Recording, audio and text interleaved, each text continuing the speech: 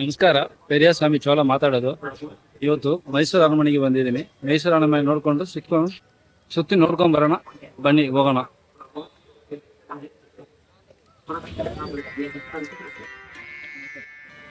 ನಮ್ಮ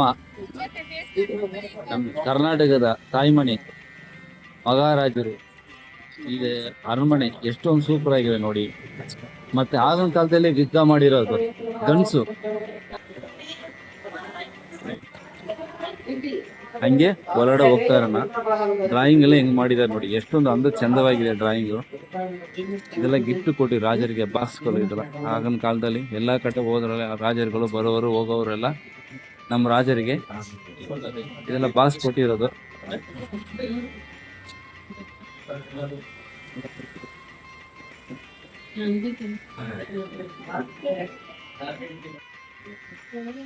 ನಮ್ಮ ಮಹಾರಾಜರು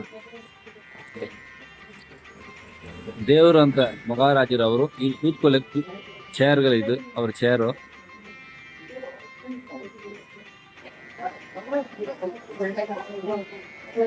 ಹಂಗೆ ಆದಿಂದ ಮುಂದೆ ಹೋಗ್ತಾ ಇದ್ವಿ. ಯುದ್ಧ ಮಾಡಿರೋ ಪೇಂಟಿಂಗ್ ಮಾಡಿರೋ ನೋಡಿ, ಎಷ್ಟು ಚಂದಾಗಿ ಪೇಂಟ್ ಮಾಡಿದ್ದಾರೆ. ಆಗಿನ ಕಾಲದಲ್ಲೇ ಪೇಂಟಿಂಗ್ ಮಾಡಿರೋ ಇದು.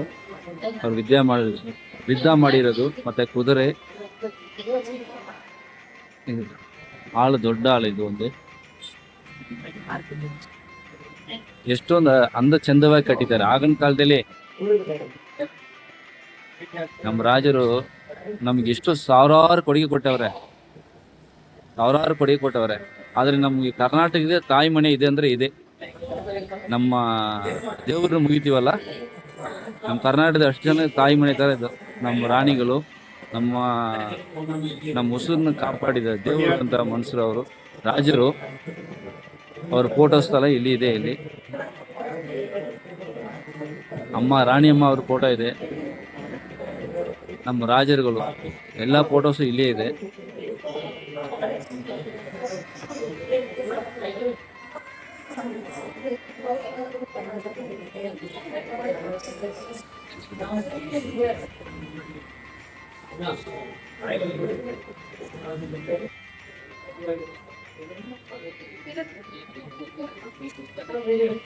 ನೋಡಿ ಎಷ್ಟೊಂದು ಚಂದಾಗಿದೆ ಕಟ್ಟಿರೋದು. ಒಂದೇ ತರ ಸೇಮ್. ಒಂದೊಂದು ಪಿಲ್ಲರ್ಗೂ ಡಿಫ್ರೆಂಟೇ ಇಲ್ಲ, ಒಂದೇ ತರದ್ದು. ಎಲ್ಲಿ ನೋಡಿದ್ರು ಒಂದೇ ತರದ್ದು. ಎಷ್ಟೊಂದು ಚಂದವಾಗಿ ಮಾಡಿದ್ದಾರೆ ಆಗಿನ ಕಾಲದಲ್ಲಿ. ಈಗಿನ ಕಾಲದಲ್ಲಿ ಮಾಡೋಕ್ಕೆ ಸಾಧ್ಯನಾ? ಇಲ್ಲ, ಈಗಿನ ಕಾಲದಲ್ಲಿ ಮಾಡೋಕ್ಕೆ ಸಾಧ್ಯ ಇಲ್ಲ ಅನ್ಸುತ್ತೆ ನನಗನ್ಸುತ್ತೆ. ಆದ್ರೆ ಆಗಿನ ಕಾಲದಲ್ಲಿ ನಮ್ಮ ಮಹಾರಾಜರು ಈ ಥರ ಬಿಲ್ಡಿಂಗ್ ಕಟ್ಸವ್ರೆ.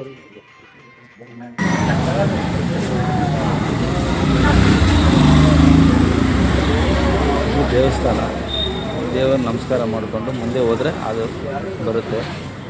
ನಮ್ಮ ಮಹಾರಾಜರು ಇವರು, ನಾವಡಿ ಕೃಷ್ಣ ಮಹಾರಾಜರು ಇವರು. ನಾನು ಕೆಳಗಡೆ ಬಿದ್ದು ನಮಸ್ಕಾರ ಮಾಡಿಕೊಂಡೆ. ನನ್ನ ಪುರಾಣಕ್ಕಿಂತ ನನ್ನ ತಂದೆ ತಾಯಿ ಸಮ, ಅದಕ್ಕಿಂತ ದೊಡ್ಡದಾಗಿ ನನಗೆ ಅವ್ರು ಕಾಣ್ತಾ ಇದ್ದಾರೆ ಯಾವಾಗಲೂ. ನನಗೆ ಅಷ್ಟೊಂದು ಇಷ್ಟ ಮಹಾರಾಜರೇ. ನಾನು ಪುರಾಣನೇ ಆ ಥರ ಇಟ್ಕೊಂಡಿದ್ದೀನಿ ಅವ್ರ ಮೇಲೆ. ಅಷ್ಟೊಂದು ಇಷ್ಟ ನನಗೆ ಮಹಾರಾಜರು